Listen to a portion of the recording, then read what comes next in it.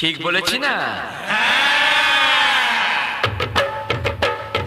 কাজে কিসের লাজ, হোক না যেমন কাজ, মাথায় তুলে পড়তে রাজি সব কাজেরই তাজ। কাজে কিসের লাজ, হোক না যেমন কাজ, মাথায় তুলে পড়তে রাজি সব কাজেরই তাজ।